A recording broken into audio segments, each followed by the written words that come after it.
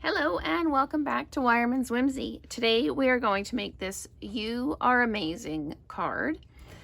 I've used the In Bloom stamp set greeting, and all of this is with the pierced bloom dies, and then all the bling on there is the genial gems. So I wanted to create these flowers, but I wanted them to have depth and dimension. So what I did is I used Daffodil Delight, Melon Mambo, Flirty Flamingo, and Blushing Bride. And I went through on a piece of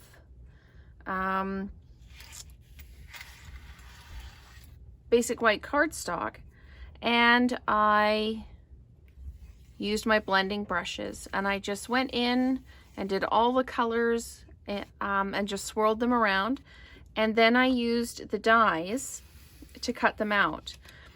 And I knew that I wanted my centers to be a different color than my outside pieces. So I made sure my centers went on the more Daffodil Delight areas.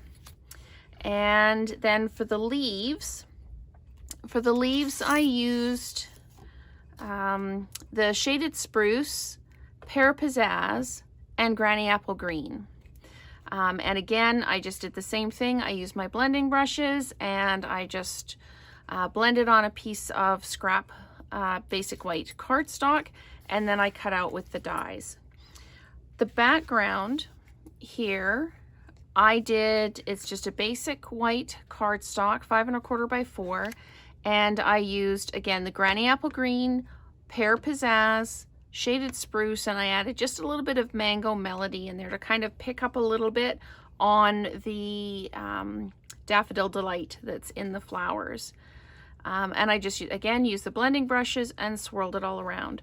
So I'll show you how I did the background here, and then we'll cut everything out. I did it on a piece big enough that I can get all the dies in at once, so you don't have to wait for a really long time while I'm cutting things out. But I will get started showing you how I did this. I'm just going to move some things out of the way here. I'm just going to leave this here, and then I'll put those pieces, maybe I'll put that there so you can still see it. And I'll move these ink pads out of the way.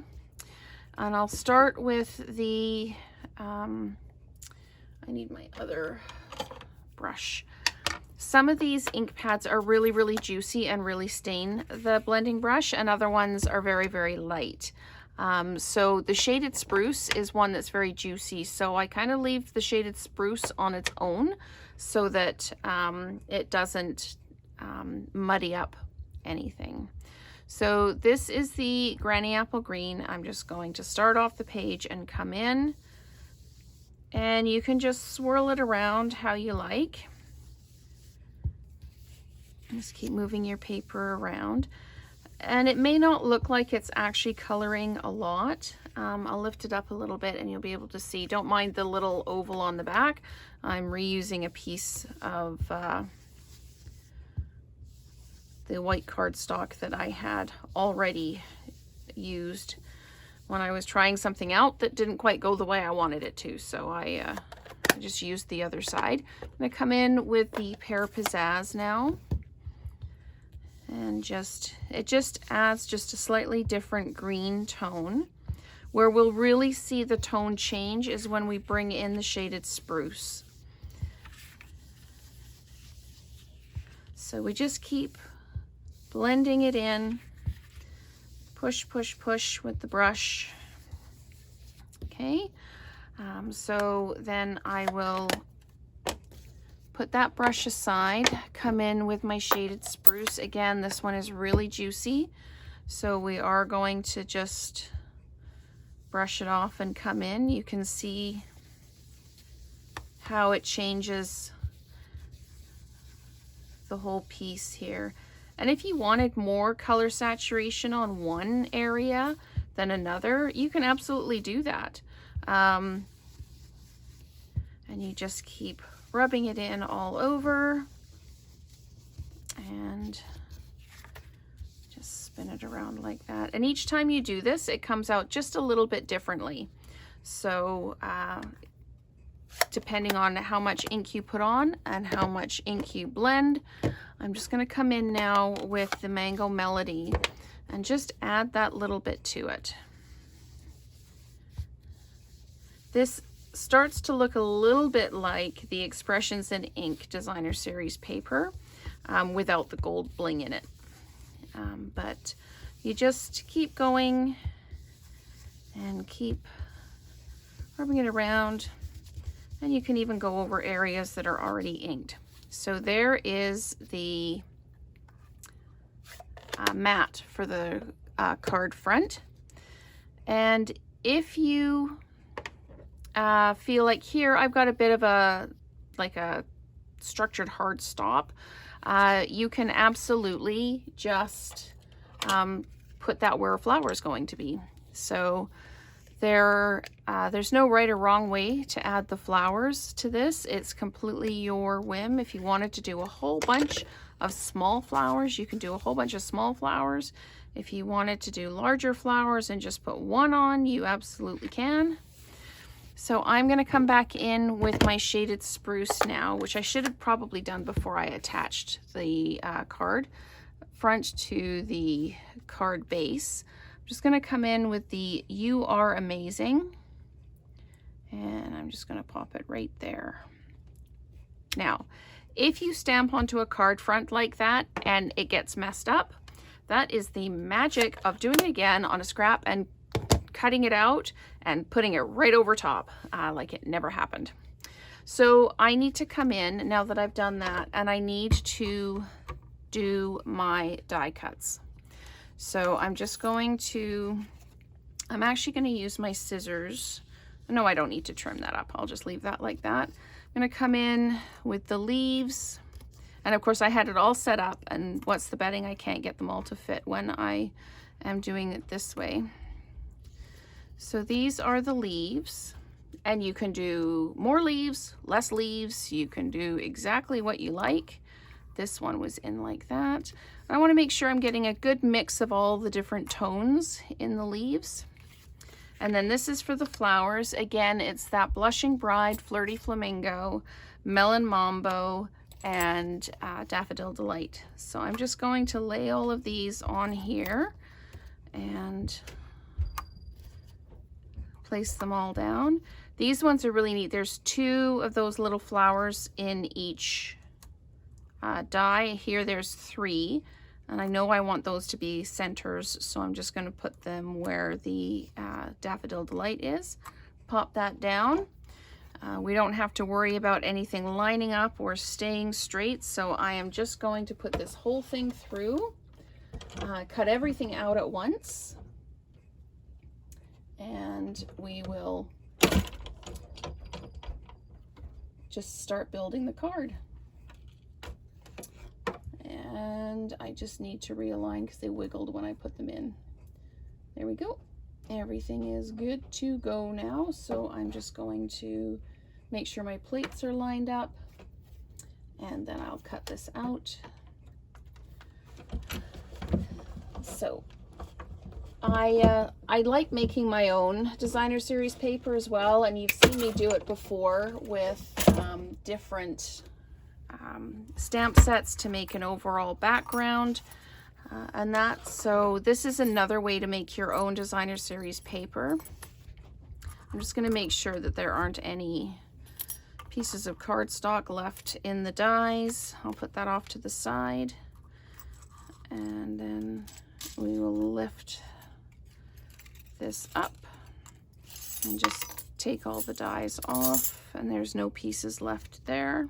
So now we have all the pieces we need to build the flowers.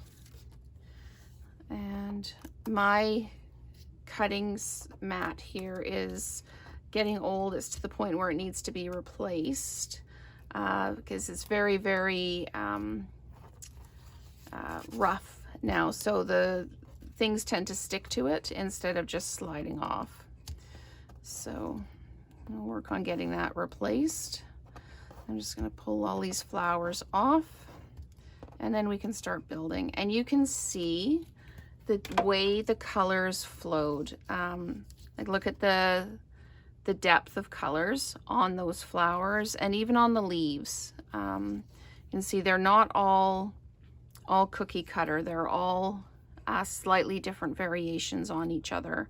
And that's what I really liked. I really like the pierced blooms. I struggled to use them to start with because when you use it on cardstock, it's all plain. And I just really felt it needed a bit more pizzazz. So this was my answer to jazzing up those flowers, is to actually use the blending brushes and color in the paper. And then I'm just using dimensionals to attach these and just kind of overlapping a little bit or putting them next to each other. And we'll just keep building. The leaves, I didn't dimensionalize the leaves. I just left them as is. Left that one a bit up there. And then this flower is dimensionalized and the small flower is dimensionalized as well. So this just tucks up here like this. And then the teeny of these flowers, there we go. And this one is just tucked up over here. And then I just used my Stamp and Seal here, and I just, the littlest flowers and the leaves, I just put them flat onto the card front. So I'm just following what I did on this card here so that I can make sure it all goes together the way I need it to. And this is a flower center like that, and this is the flower center as well. And we'll put that one in there. And then these are also centers for the smaller flowers. So I'm just going to re-stick that one. It didn't get a lot of the Stamp and Seal on it. So we just pop that in the middle like that. And we'll just keep adding these in like that. And then the smaller, see how there's a nice contrast with that one? And let's tuck that one on there like that. Now let's start putting the leaves in. These little guys, in the past I've separated them from the stem and just used them as single leaves, but here I am using them as the full set, but I am just tucking them a bit closer together like that on that one. And then we will add, these flowers went on the bottom of this one like this, so that they're, there we go, like that. And then you can, it's random wherever you want to put the leaves. You can put them however you like.